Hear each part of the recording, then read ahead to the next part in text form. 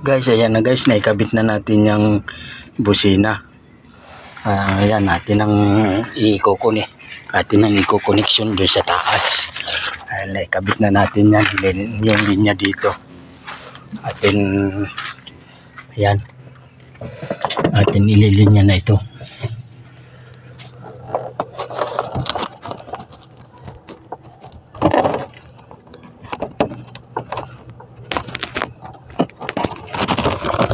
Ilinya na natin. Bali ito ay kuwan. Ito na yung linya galing doon sa busina sa baba. Ayan o. Yun. Atin yan padadaanin dito sa relay. Ito ang relay. Ito susuplayan natin ito ng permanent live ito. Dahil ito yun o. Permanent live yan.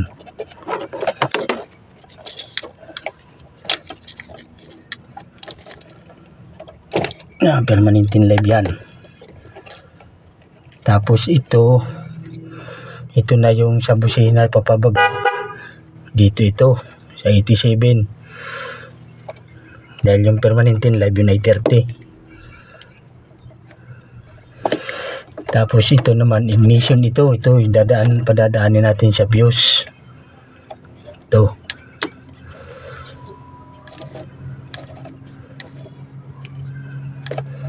tapos ito namang isa papunta ito dun sa switch sa may manibela.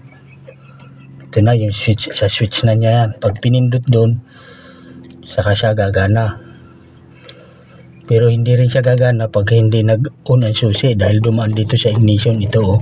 Kaya may fuse yan.